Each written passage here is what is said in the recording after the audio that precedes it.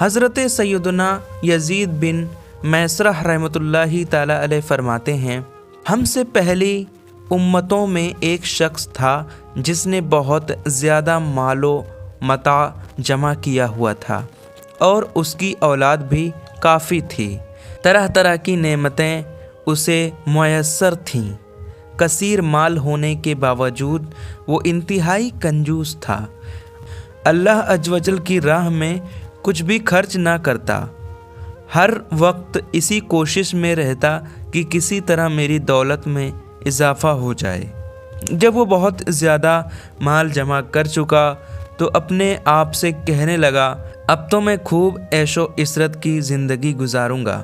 چنانچہ وہ اپنے اہل و عیال کے ساتھ خوب عیش و عشرت سے رہنے لگا۔ بہت سے خدام ہر وقت ہاتھ باندھے اس کے حکم کے منتظر رہتے، الغرض وہ ان دنیاوی آسائشوں میں ایسا مگن ہوا کہ اپنی موت کو بالکل بھول گیا۔ ایک دن ملک الموت حضرت سیدنا اسرائیل علیہ السلام ایک فقیر کی صورت میں اس کے گھر آئے اور دروازہ کھٹکھٹایا۔ غلام فوراً دروازے کی طرف دوڑے اور جیسے ہی دروازہ کھولا تو سامنے ایک فقیر کو پایا۔ اس نے پوچھا، یہاں کس لیے آیا ہے؟ ملک الموت علیہ السلام نے جواب دیا، جاؤ اپنے مالک کو باہر بھیجو، مجھے اسی سے کام ہے۔ خادموں نے جھوٹ بولتے ہوئے کہا، وہ تو تیرے ہی جیسے کسی فقیر کی مدد کرنے باہر گئے ہیں۔ حضرت سیدنا ملک الموت علیہ السلام یہ سن کر وہاں سے چلے گئے۔ کچھ دیر بعد دوبارہ آئے اور دروازہ کھٹکھٹایا۔ غلام باہر آئے تو ان سے کہا، جاؤ اور اپنے آقا سے کہو میں ملک الموت علیہ السلام ہوں۔ جب اس مالدار شخص نے یہ بات سنی تو بہت خوف زدہ ہوا اور اپنے غلاموں سے کہا، جاؤ اور ان سے بہت نرمی سے گفتگو کرو۔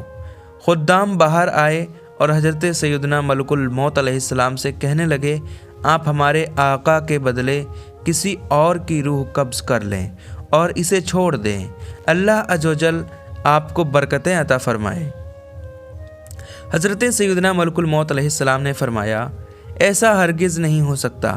پھر ملک الموت علیہ السلام اندر تشریف لے گئے اور اس مالدار شخص سے کہا، تجھے جو وصیت کرنی ہے کر لے، میں تیری روح قبض کیے بغیر یہاں سے نہیں جاؤں گا۔ کر سب گھر والے چیخ اٹھے اور رونا دھونا شروع کر دیا۔ اس شخص نے اپنے گھر والوں اور غلاموں سے کہا، سونے چاندی سے بھرے ہوئے صندوق اور تابوت کھول دو اور میری تمام دولت میرے سامنے لے آؤ۔ فوراً حکم کی تعمیل ہوئی اور سارا خزانہ اس کے قدموں میں ڈھیر کر دیا گیا۔ وہ شخص سونے چاندی کے ڈھیر کے پاس آیا اور کہنے لگا، اے ذلیل و بدترین مال، تجھ پر لعنت ہو، تو نے ہی مجھے پروردگار عز و جل کے ذکر سے غافل رکھا، تو نے ہی مجھے آخرت کی تیاری سے روکے رکھا۔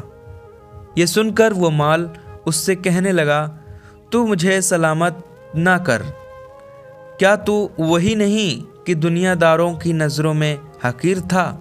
میں نے تیری عزت بڑھائی، میری ہی وجہ سے تیری رسائی بادشاہوں کے دربار تک ہوئی، ورنہ غریب و نیک لوگ تو وہاں تک پہنچ ہی نہیں سکتے۔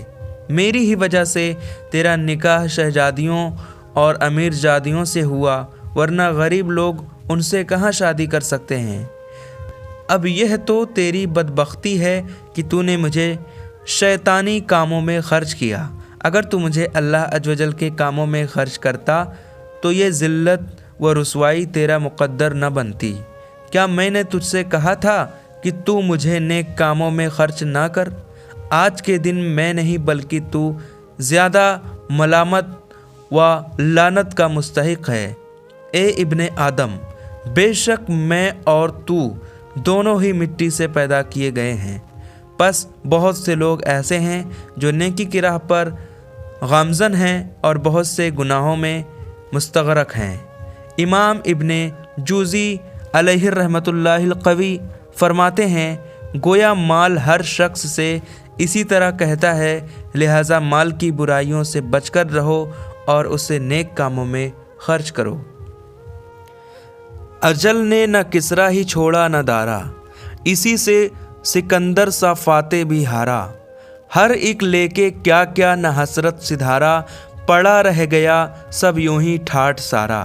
جگہ جی لگانے کی دنیا نہیں ہے، جگہ جی لگانے کی دنیا نہیں ہے، یہ عبرت کی جا ہے تماشا نہیں ہے۔